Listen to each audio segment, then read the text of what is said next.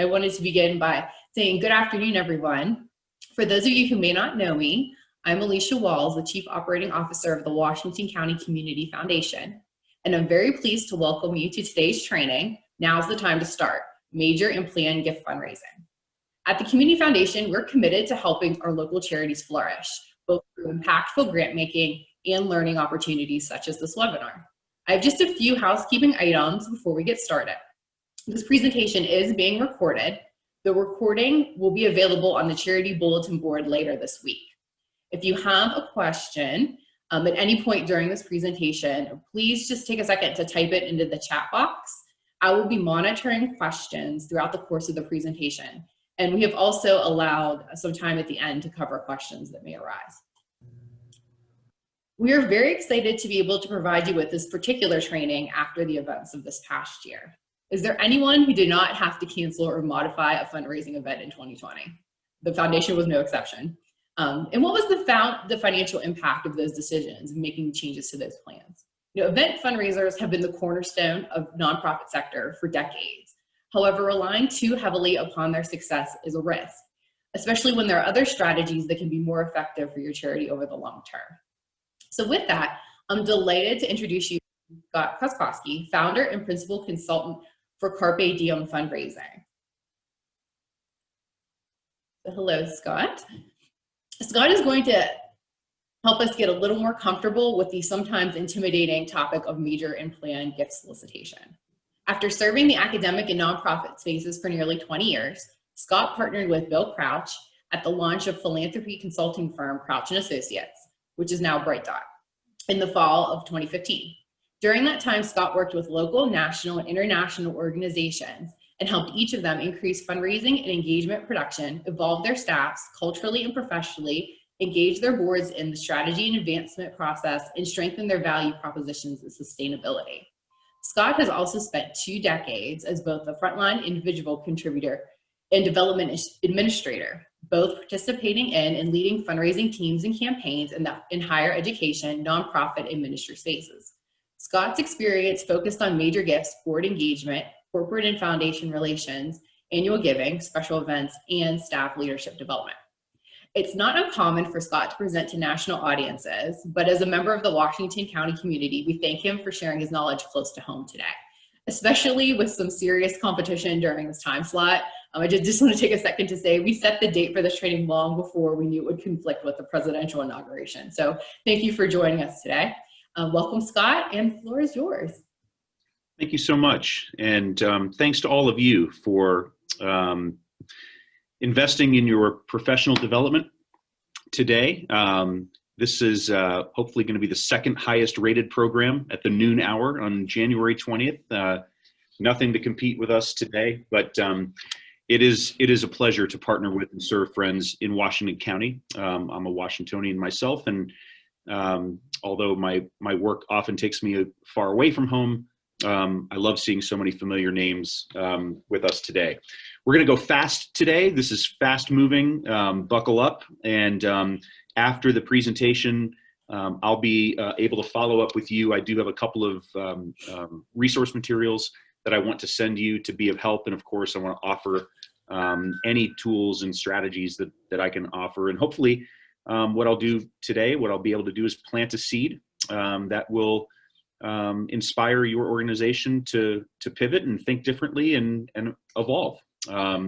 So let me kind of start off with this. There's a myth out there that we should stick with what works, that we find something as a nonprofit or as a purpose-driven organization, we find a way of doing business, we find a way of delivering our program, we find a way of raising money and engaging with our stakeholders, and we stick with that because it works, and that's kind of our way, all right? So I want to show you a little video about what can happen when we stick with what works. And I just want to encourage you to maybe turn up your volume on your device, give you about a 10-second time window to do that. We're actually going to play 2 videos today near the beginning of this presentation. So keep your volume up a little bit after the first presentation or the first video, and we'll go to the next. And Alicia, if you can just give me a thumbs up to make sure that the audio is working, that'd be wonderful. So sticking with what works.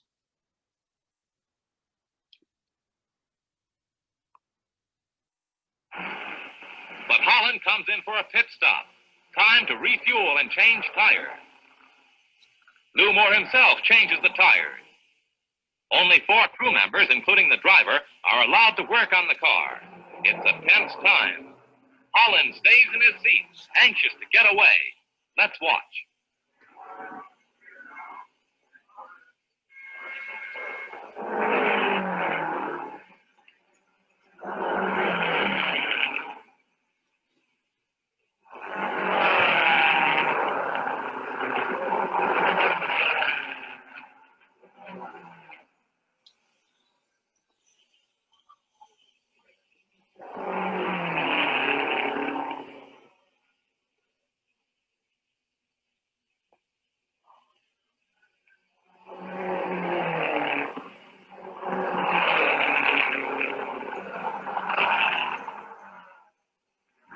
The tires are changed at last.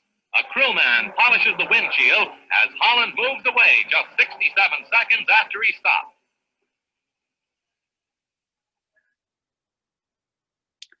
Compared to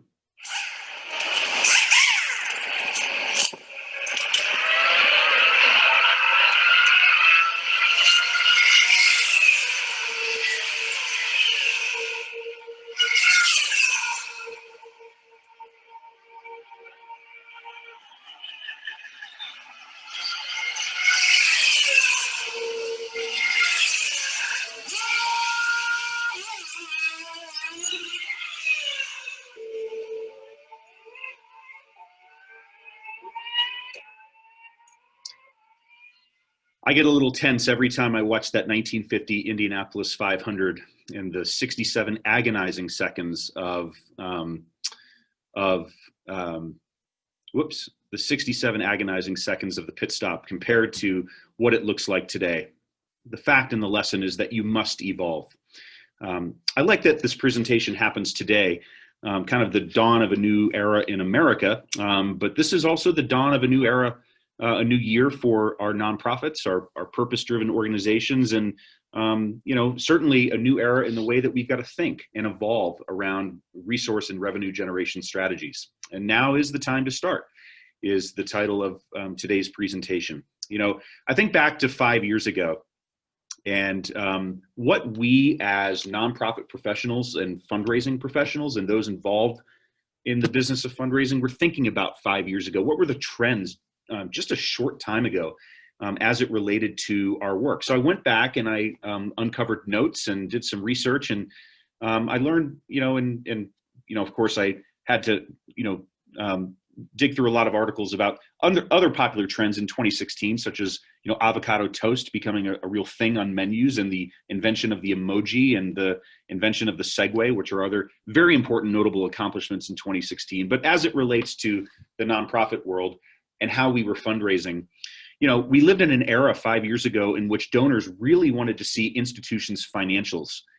We were hearing a lot about administrative overhead and the waste at the top of organizations and payroll and all those kinds of things. And there were books written by it in the smart questions that donors had about wanting to see our financials and to make sure that that overhead wasn't being inflated. We were talking 5 years ago about how the baby boomers are going to be kind of a rising population as it related to major donors. And 5 short years later, we are well in the grips of the greatest intergenerational wealth transfer in human history, and the baby boomers driving that as folks coming into wealth that is ready to be transitioned. 5 years ago, we were talking about millennials being on the doorstep of the #1 donor demographic group. And of course, now 5 years later, those born 1980 and after are not only the greatest population of the American workforce, they are the greatest population of the American donor force as well, in terms of headcount, not in terms of dollars yet, but in terms of population. We were talking about the 80-20 rule, that 20% of an organization's population supplies 80% of its revenue, and about how we were moving towards this 90-10 era. Now we're closer to 95.5, where 5% of a constituent base of an organization is responsible for 95% of its revenue on average. We didn't know much about this thing called big data, but we knew that it was coming. And of course, now we can't go a day without talking or thinking about analytics. And then special events. Believe it or not, 5 years ago, if you take the entire purpose-driven landscape, every kind of fundraising organization, on average, special events accounted for 40% thereabouts of an average revenue picture of an organization. But along came this, right? And over the last 10 months, you don't need me to tell you that all of us have had to pivot. We've had to stretch our creativity, our imaginations. We have had to work in ways we never could have anticipated. We've had to live in ways we never could have anticipated, and we had to run our organizations and our relationships and our fundraising strategies, program strategies in ways we never could have imagined. And we're here today to talk about why we're pivoting and how we're pivoting and what we can continue to do. But I'm here to tell you that it's not just COVID-19 that has been responsible for the need, right? That felt need that we have to pivot away from some of the things we have been doing and, like the pit crew strategy says, evolve. We are busier than ever as people. Our schedules are crammed. And generally as a society, and I don't know if you're the same way, but I know many in my circle, and myself included, just feel like we've got, on an ongoing basis, less and less time to devote to things. Our decision-making points need to be quicker and more quickly presented to us. Technology and its growth changes the need to be in person for everything. That's not going away, folks, either. Even after vaccines are in arms and this pandemic is much more further in control, under control. The landscape, the nonprofit landscape, is more competitive than ever. 20 years ago, friends, there were about 500,000 registered 501c3 public charities in the United States. And that number today is approaching 5 times that amount. Our population hasn't grown 5 times in 20 years, but the number of registered nonprofit organizations has. There's a lot of reason for that. That's a different conversation for a different day.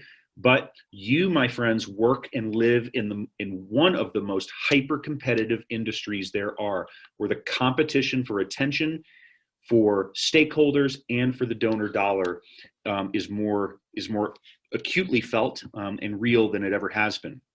And then finally, events don't always allow for a lot of things, right? Events have a place, they have a purpose. I am not anti-special event, but they don't always allow an organization to fund transformational change, and it's a lesson to be learned. And I want to tell you and talk to you about this lesson by talking to you about what I call a tale of two $500, the ticket versus the gift. And when I talk to people about special events, one of the first things I talk about or ask folks is, well, why might there be a problem with special events? They're great, right? You bring a whole bunch of people together. When you do a special event, you get to hear the message of the organization. Think about the last fundraising event you were in, right? You get to meet other people who are connected to the mission. You get to maybe go to a venue that you haven't been to before or that you can't ordinarily get into. You get to meet board members or connectors or influencers, and you get to share. You get to share passion together. So it's all a win-win, right? Now, the flip side of these special events, right, and the over-reliance on special events, well, they cost money, 30 to 40 cents on the dollar, easily, if not more. They cost time, right? Events, if you've done them, if you've run them, they tend to be a time bandit. Ask any staff member, if you're an executive director or a board member, about how much time is involved. Boards can get very, very engaged in special events. They become like this big time special event committee.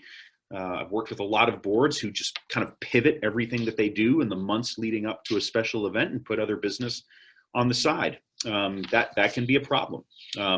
I think that special event fundraising tends to let people who do fundraising off the hook a little bit. And let me explain that.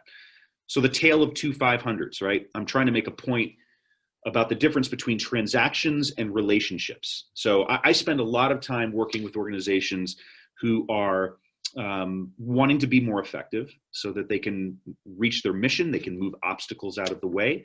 And one of the big obstacles that I encounter with organizations is that their revenue is not diversified enough. Their their strategy for creating revenue does not allow for diversification or work towards diversification. And many times these organizations are over-reliant on special events, like sometimes to the tune of 90% or higher.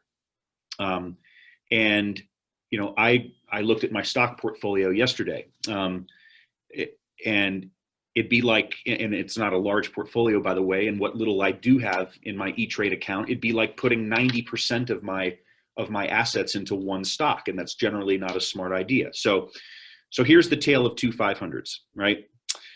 Let's say that I'm looking to raise $500, and there's two different ways to do it. And the first way is the ticket way. So let's say I approach you and I say, hey, and Alicia, I'm looking at you on the Zoom screen, so I'll use you. Alicia, you know, I'm on the board of, you know, ABC Foundation.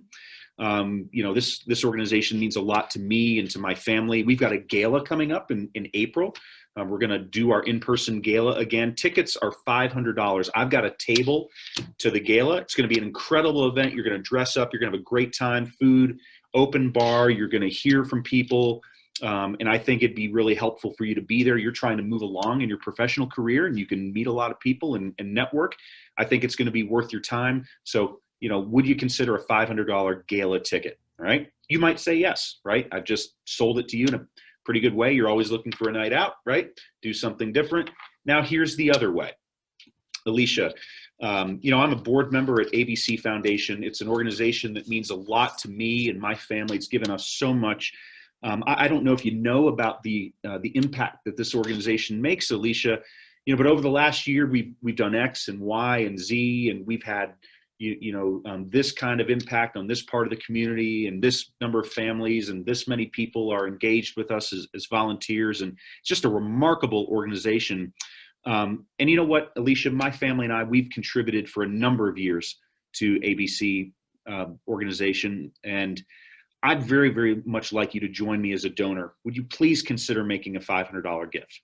And you might say yes, because a friend has asked you to give, right? And there are certain people in life, friends, that we just can't say no to.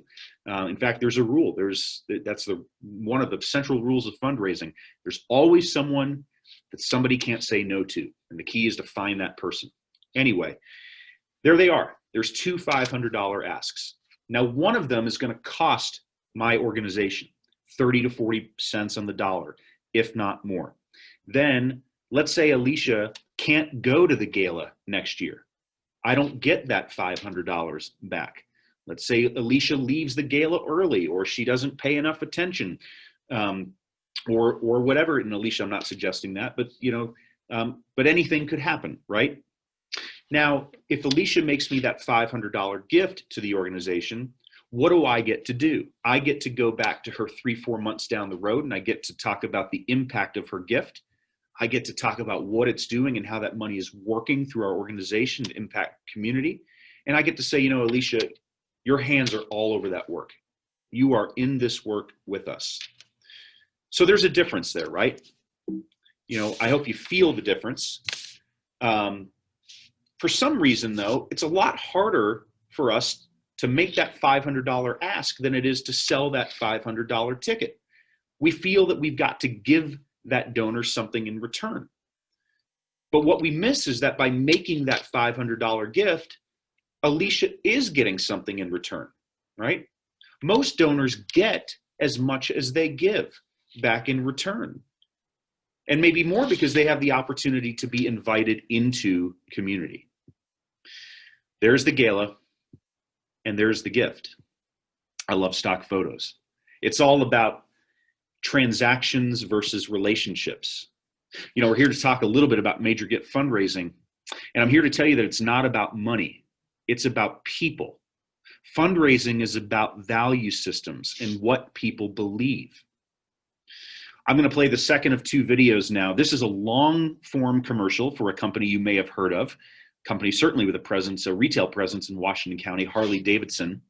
And I want you to pay attention to the words that you hear.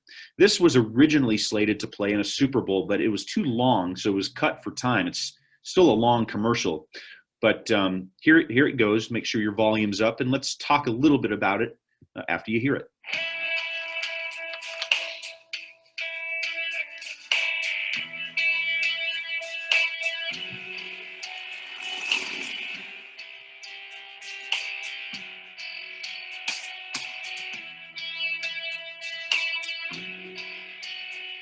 We believe in going our own way, no matter which way the rest of the world is going.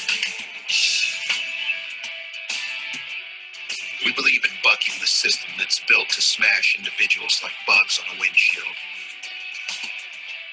Some of us believe in the man upstairs. All of us believe in sticking it to the man down here. We believe in the sky, and we don't believe in the sunroof. We believe in freedom. We believe in dust, tumbleweeds, buffalo, mountain ranges, and riding off into the sunset. We believe in saddlebags, and we believe that cowboys had it right.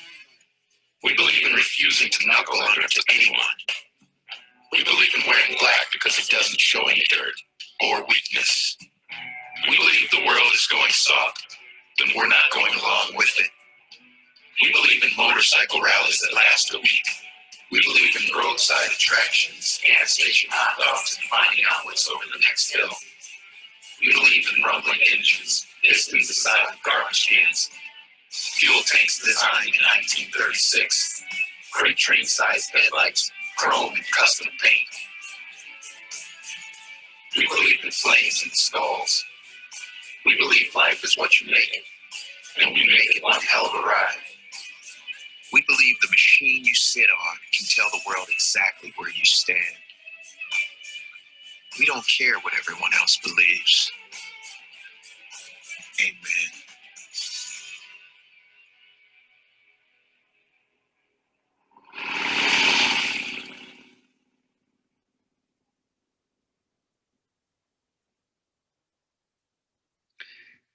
Friends, it's probably how you get to be a #1 logo tattoo in the world. The Harley-Davidson tattoo is the most popular corporate brand or logo tattoo in the world. Whether you're a motorcycle person or not, you have to acknowledge that Harley-Davidson has built a brand less around the chrome and the tires and the specs of a motorcycle, and more around what it means when you purchase a Harley-Davidson motorcycle, meaning you become part of their tribe, right? Harley Nation. You become part of that community who shares the same values. And if your values are the same as everything that Harley-Davidson talks about in that commercial, everything that starts with the words "we believe," if you believe what they believe, then you're going to really enjoy your experience as a Harley customer. And that's the difference. And there's a parallel there with the nonprofit and fundraising world. Here's about 30 seconds of brain science. It's the only brain science I know. The human brain, to simplify it all down, basically has two parts. There's the neocortex part of your brain, which is where facts and figures live. And then there's the limbic side of your brain, which is where feelings and emotions live. To activate a decision, we have to activate the limbic side of the brain. And that means we have to activate emotions and values. If you're looking for someone to make a charitable gift to your organization, you've got to get beyond just facts and figures and how many people you serve and how many dinners you've made and how many folks are impacted or how many animals were rescued. You've got to get beyond that, and you've got to relate to values and needs. This gentleman, Simon Sinek, probably explained it best about a decade ago when he invented what you see in the lower left corner of your screen called the golden circle. The golden circle basically tells us that most of us are pretty good about talking about what we do. In fact, I would say after this session, go ask 10 people to tell you about themselves. 9 of those 10 are probably going to talk to you about what they do for work, right? That's a common answer, right? So we're all pretty good about saying what we do. Some of us can even explain how we do it and why that makes us unique or advantageous or separate from the others. But very few of us start by talking about why we do what we do and what we believe in. You know, examine your own brochures, your websites, your social media now, and you'll find it loaded with the what it is of what you do, and maybe even a little of the how. But who out there is starting the conversation and starting the narrative and making sure that folks feel and hear first what you believe in and why you are doing what you do? But you should, because people buy your why. They don't buy your what. The goal is not to build relationships with people who need what you have. The goal is to build relationships with those people that believe what you believe. You know, I walk into a lot of nonprofits and I ask them, who is your potential base, right? Your donor base or your constituent base. And they'll talk about, well, you know, all of Washington County or all of Southwestern Pennsylvania or all of, you know, this, or, you know, everybody who has a child, right? Or everybody who has a pet, right? It's not necessarily true. Your ideal base is folks who believe what you believe. And you've got to find those individuals. And the good news is that there are ways to do that. Success in fundraising, individual, personal, major gift fundraising, does not require this deep understanding of manipulative tactics or behavioral psychology. It requires an understanding of the value systems and the needs of those that you serve. And then do you have a compelling program or a solution that satisfies those needs? So we're in a new environment, an environment in which we need to move beyond an over-reliance on special events. We've got to diversify our revenue strategies, and we have to recommit in this virtual era and beyond to a kind of a newfound commitment to major gift fundraising. You can get out the door and do it. There are simple things that we'll talk to you about in a moment. But there are keys to success, and one of those keys is to know your donors better than anyone. You know, you'd be kidding yourself if you think that one of your average donors only gives to you, only supports you, only reads your stuff, only follows you on social media, because it doesn't apply to you either. We all, those of us who are charitably minded, most of us support multiple organizations, multiple agencies, multiple ministries or charities. And can you imagine being the organization that actually knows your folks and is in relationship with your folks at a more authentic level than any other organization that they are working with? Can you imagine standing out among the pack? Well, that's a key. You've got to try to know your donors better than anyone. You've also got to realize that retaining those individuals is much more valuable than acquiring new donors. There's a lot of pressure on organizations to go out and find new donors. Here's the promise I make you. Your major donors of tomorrow are already in your donor base today. They are the donors making $25 and $50 and $100 gifts today. They are your major donors of tomorrow. Not everyone, okay, but some of them. It is 10 times cheaper, 10 times easier, and 10 times more efficient to retain donors than it is to find new ones. By the way, 10, 15 years ago, the opposite was probably true. We want you to own the concept of gratitude. Gratitude doesn't have to cost anything. It doesn't need to add to your budget, and it doesn't need to take too much time either. You know, gratitude is something, stewardship is something that all of us can do. Saying thank you is a joyful job. It's a joyful job for board members, for all staff members, regardless of their function, and for volunteers. And what if you decided to wake up every day saying, you know what, amongst all of our competitors that we live with in this hyper-competitive landscape, we're going to own gratitude amongst our donors. And we're going to steward with reckless abandon, as if the future of our organization depended on it, because it does. Now, we've got challenges, right? Every time we want to pivot to a new strategy, a new way of thinking, a new way of working, we're afraid. What if it doesn't work out, right? I'm afraid to get started because I'm not sure if I'm going to take the right steps. I'm anxious, about what will happen if it doesn't work. Oh man, this is causing me so much stress because, there's so many, information points and data points out there. Where do I even start? Folks, when those things overload our minds, this happens: paralysis. We freeze and we go back to what we were doing before because it's what we know and it is what makes us feel most comfortable. We've got to get beyond fear, anxiety, and stress and go to bold plays to move ahead.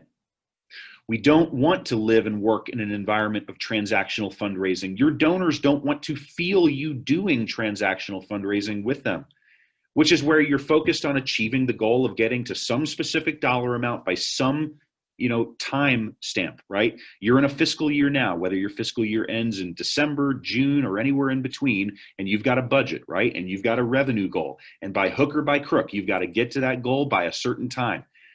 And when you operate in that mindset purely, your donors are never going to be greater. They're never going to be closer than arm's length from you, or to you, rather. They're going to have awareness of what it is that you do, but that's about it. And they may write you checks, okay? But you're not going to be in relationship with them at the most intimate and authentic level among the organizations that they work with. $500 to the gala. Now here's relational fundraising. It's a donor journey. And you've, as an organization, got to be fully committed to it. Make no mistakes. There's no shortcut to this. It takes time, patience, and resources, and a commitment from the board on down. But in relational fundraising, we're not worried about the fiscal year end. We're not worried, frankly, we're aware of goals, but we're not worried about goals. We're worried about donors and focused on taking that donor on that journey, a journey of increased commitment and engagement over time, rather than kind of the spray and pray fundraising that so many of us, rely on, the year-end appeal, the gala and the golf tournament. That's transactional fundraising.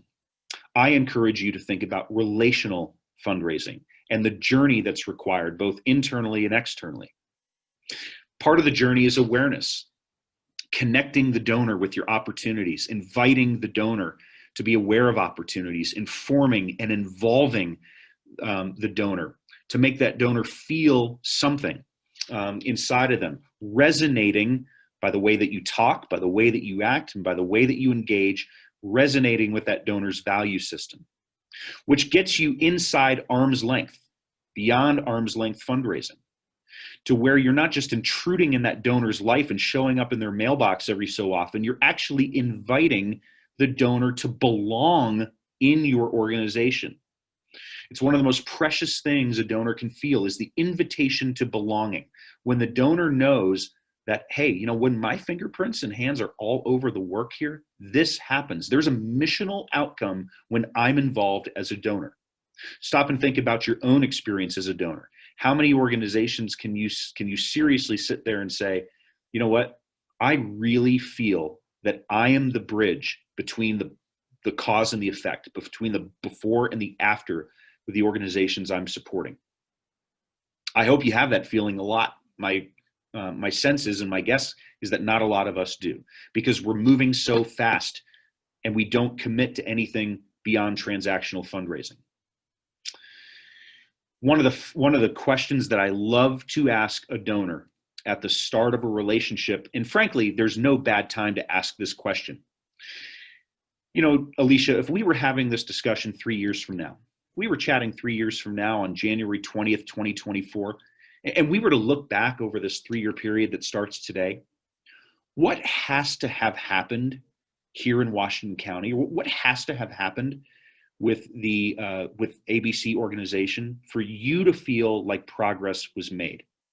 What has to have happened in your mind 3 years from now for you to feel like we're making progress? Folks, if you ask that question, remember that question and ask that question, it'll be in the handout later. You will open this window to the soul of your donors, and they will start talking to you about their value system. Your donors and your constituents will start sharing their feelings. And those feelings are an expression of a donor's values. And from values, of course, come action. Donors want to act on their values. And so you'll feel inertia. Why? Folks, it's not about you. This is not your organization. You are ambassadors of the organization. You are caretakers of your organization, but the organization belongs to the donor just as much as it belongs to you. It belongs to the community as well. So this new era of relationship-based fundraising, I can tell you from personal experience, when I really committed to this kind of fundraising as a practitioner myself, it felt strange. Number one, because I'm worried less about January 1st to December 31st or July 1st to June 30th, and I'm worried more about the donor's timeline, not my timeline.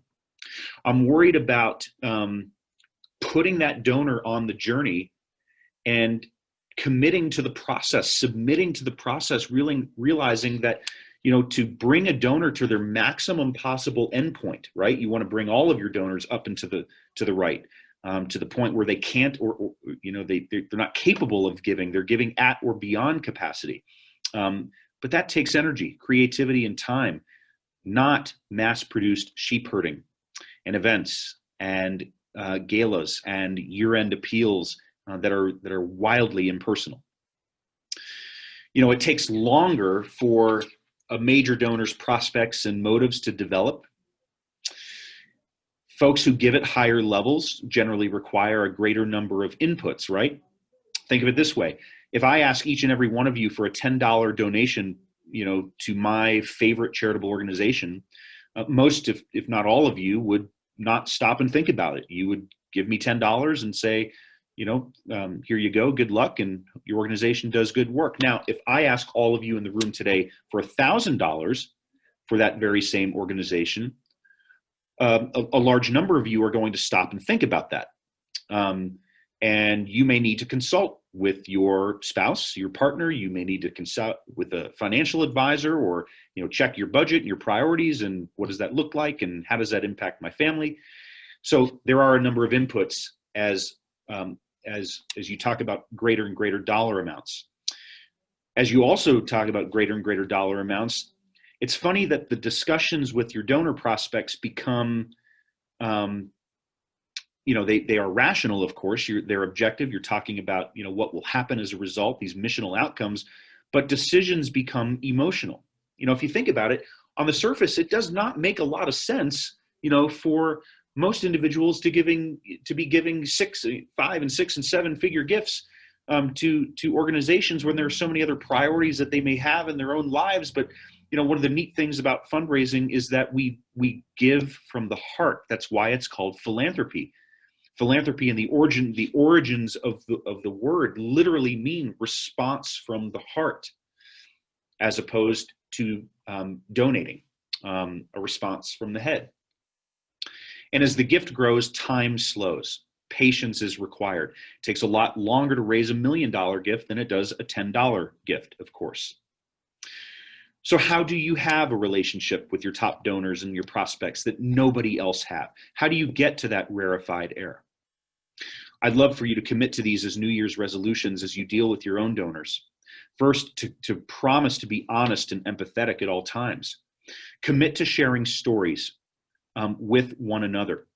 You should think about your top 10 or 15 donors right now and ask yourself, do I know an event in a donor's life that's caused them difficulty or adversity or pain? Do I really know that donor, or am I just arm's length? Can I describe, as I think about that donor, a part of their personality that I really enjoy, that I really appreciate, or do I not know them that well? Do I understand what their why is, what their value system is? Each one of us, friends, has a calling, a significance. Some call it a God-given purpose that informs and points our lives in a particular direction. What are you living for? Every donor is carrying around a why, this invisible job description in their hands, and they come to you with it saying, please fulfill this. Are you the organization that will fulfill my why and my value system? Most of us don't do a great job. I can tell you most of us don't do a great job at that because most organizations have somewhere between a 40 and 50% donor retention rate, which means that year over year, you are replacing half or more of your donors on average. So we're obviously not doing as well as we can in fulfilling and honoring and serving a donor's why, because we don't know it. Or we're spending time with the wrong people, those whose whys don't match our whys. We need to be consistent and demonstrate care for our donors. Show up in their lives when they don't expect it or when it's not necessary. Put a note in the mail. Make a phone call. Check in on something that has nothing to do with your organization. We expect donors to be there for us. We need to be there for them too. And don't let your donors wait in the process, wondering what's happening to my gift, what's happening with the money that I donated last year or last month. Hey, I sent the board member or the executive director an email last week. I haven't heard back. Show that you care. Be personal and use every interaction as a substantive opportunity to build a relationship. And then, of course, document that information so that when our successors are in our organizations, they understand the foundations of these relationships. And of course, we talked about being there when it's needed. Again, it's not about us. It's about them. It's about their timeline. Here's the question. When is the best time of year for a donor to make a major gift? Answer, when they're ready to, when they want to. Question, what is the proper or correct amount of a major gift? Answer, whatever a donor says it is. Whatever feels like a major gift to a donor. Yeah, I'm working with an organization that defines a major gift as $1,000. Okay, that's their threshold in their system internally for a major gift. They have a donor who's been giving $25 every year, forever and ever. This past Christmas made a $500 gift to the organization. The organization's gut response was, yeah, that's a good $500 gift. That's neat. Not a major gift, but that's good. That donor just gave, I'm bad with math, what is that, 20 times the amount of their usual gift? I think that's a major gift for that donor. Celebrate that. Be with the donor. The donor is the hero. So operationally, how do you start moving in this direction? I say this in jest, cancel the golf tournament. I will write a book one day called Cancel the Golf Tournament, I think. But, I don't necessarily literally mean that.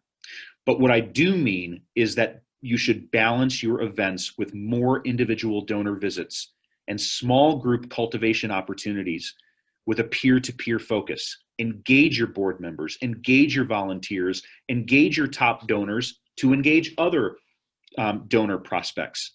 Do the things that you can't do when you're trying to scream through a megaphone at a golf course, in the 10 minutes before the club pro sends them off to the first or to their appropriate holes. Do the things you can't do at a gala. Leverage Zoom to get 5 or 6 donors together at a time, or prospective donors or volunteers together at a time, and have donors talk to each other and volunteers talk to donors. And by the way, what if you allocated more budget? What if you took a hard look at your events portion of your budget and said, where could we redirect some to the business of individual gift fundraising? What would that look like in our budget? And what kind of return could we start to get? I'd be happy to talk to you more offline about the multiplication in revenue that's possible. There are program events that most organizations have that really don't have anything to do with development, but they're good program opportunities. How can you turn those into development opportunities? What kind of things are you doing that you can say, you know what, we should go approach a corporate sponsor about this or a foundation about this. We typically don't fundraise off of this kind of event because it's mission centered, but could you?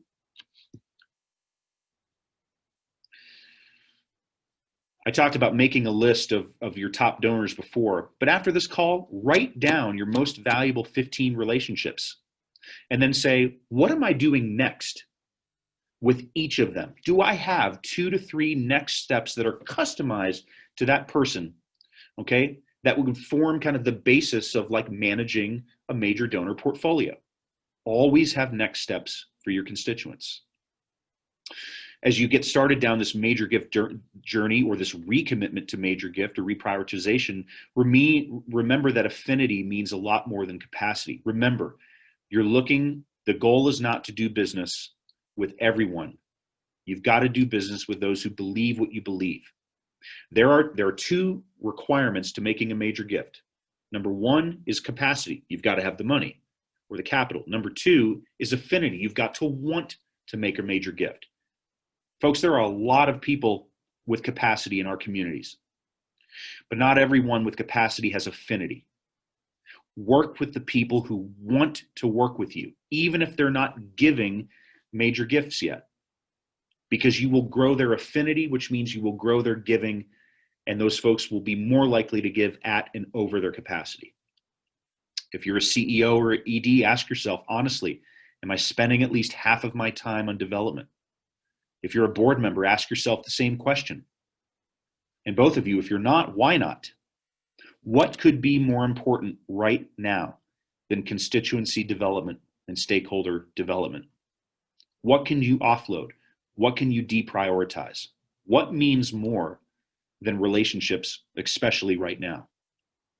And finally, you need what I call a dead skate. And I don't have the time to get into a dead skate, but this is an organization. It's a little pixelated. I apologize. You're seeing a picture of a gymnasium in Omaha, Nebraska, North Omaha, to be specific, called the Hope Center for Kids. And I'd love to connect with you. And one of the handouts I'll give you is going to talk about this organization and something we put into place called the dead skate. You see kids roller skating there, or it's a little hard to see at least. But the dead skate is our kind of code for a remarkable stewardship and gratitude tool that is uniquely customized for your organization, something that won't cost you one penny, I promise, to put together, but something that will change the hearts of your most valued supporters. And again, you'll see it in the handout I'll send, and I'd love to consult with you and talk through you more and more about what the dead skate is, so that you are in better relationship with your donors than anybody else they work with. And finally, to remember that money is never the issue. Money isn't the issue. Folks, there is more capital out there today than ever in the philanthropic system, nearly $500 billion last year, most of it by individuals. Money's not the issue. We've recovered from the Great Recession. We're way ahead of that now. There's more money in the system, and there's no shortage of capital in our own community. So that's not the issue. What is the issue, though, is our resilience and our decisions. Those matter more. What will you decide to do, and how resilient will you be? I've reached time. There's my alarm telling me I've reached time, and there's my contact information with my cell phone number. Never mind that it's an out-of-state area code. I used to live in Colorado, and that's the little piece of Colorado I'll always keep with me, although I live here in Washington, Pennsylvania. If I can ever be of service to you as you think about campaigns, board engagement, board retreats, creating a strategic plan, a fundraising plan, coaching your staff, your board, culture improvements, how your communication and messaging plans are, or anything else, it's my honor and opportunity to serve those closest in my backyard, and I'd be happy to do that. And with that, Alicia, I'm happy to entertain any questions or thoughts.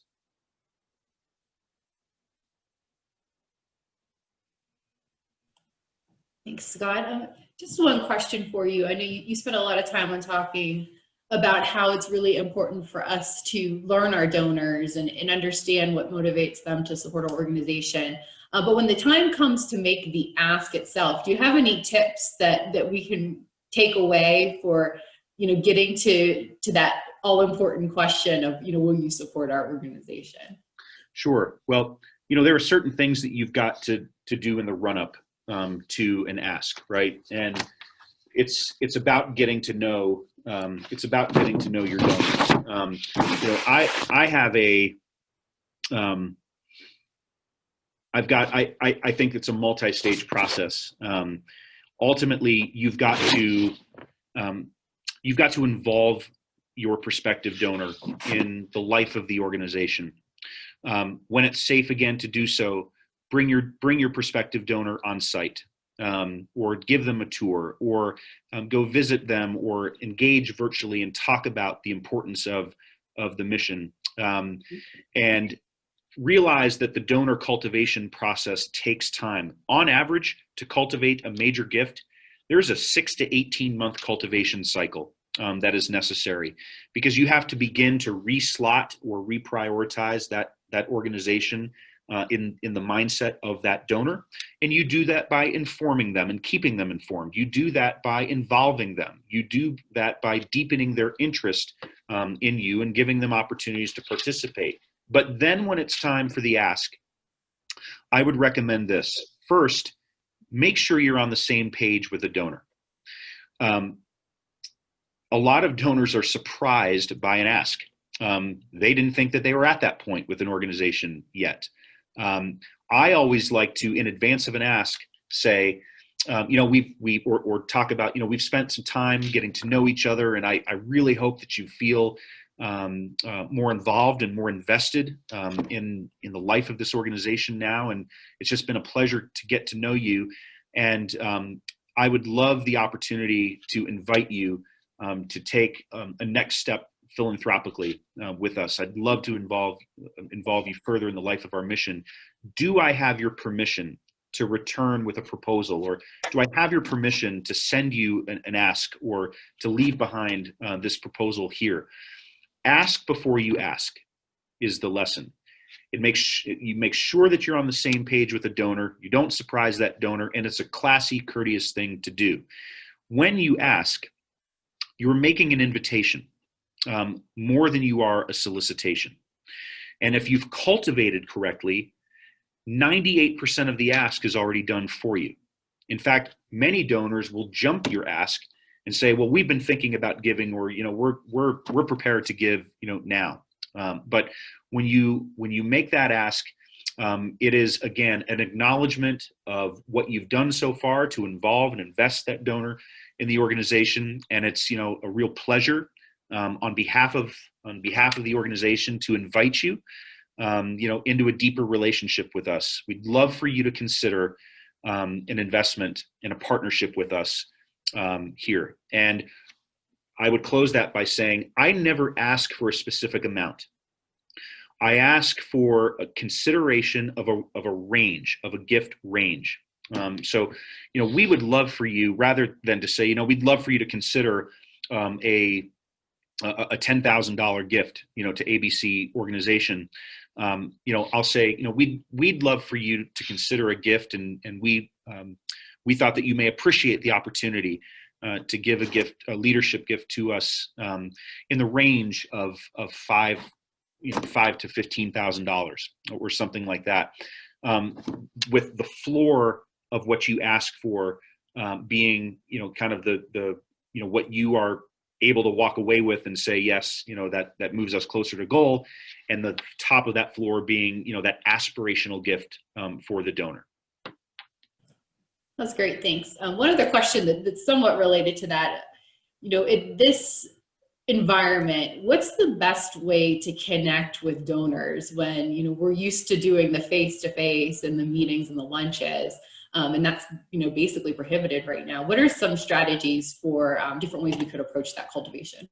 Yeah, to not assume that you know best, and to not assume for the donor, to ask the donor how they wish to be engaged. There are, I'm not, everything we need to do needs to be in service to the health and safety of our community and to our donors. And so I suggest asking donors if they would like to get together by Zoom, or join a small group meeting of other donors virtually, where they can get to know other and be connected with other supporters of the organization. Don't forget that donors hate to feel alone on an island. So Zoom has been great to get groups of 3, 5, 6, 8, 10 donors together and talk about their shared passion for a mission, or to educate donors as to the latest developments of the organization, even virtually. every donor has communication preferences. This is an ideal time to, whether through an automated survey or through one-to-one check-ins with kind of leadership supporters or donors you're working with, in this season, how can we best engage with you? Should we mail you less, mail you more, email you less, email you more? So I would start by asking the question and then honoring those communication preferences. But I mean, look, we're all in the same boats where we have the tools at our disposal, and we only have a limited number of tools at our disposal right now. And before we just kind of fully deploy them, I think it's a great time to check in with donors and say, what makes sense for you? Great. And I have just one more quick question before we wrap things up. Do you think there is a donor software package that's particularly helpful for charities who are starting to build that database? Like a CRM system for a donor database? Yeah, I always get this question and wish I was like a paid spokesman for one of these companies and could make a lot of money off of endorsing them. But I would say two of them have been really great. Obviously, the Blackbaud suite of products and the Razor's Edge software is kind of, a gold standard. It's an expensive standard, but it's a gold standard, and Blackbaud is the largest such provider. I also think, though, that I've been particularly impressed with organizations or products like Donor Perfect and Fundly, Fundly, is another one that's kind of a go-to reference for me. Both of those are relatively inexpensive and can do a lot for you. It can make your data work for you and be strategic. I also think that donor research is something that every organization occasionally should invest in. And I would wholeheartedly recommend Donor Search.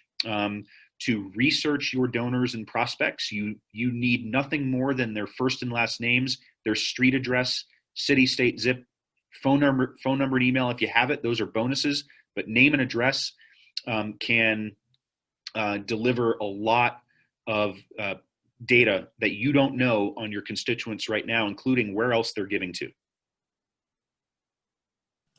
Awesome.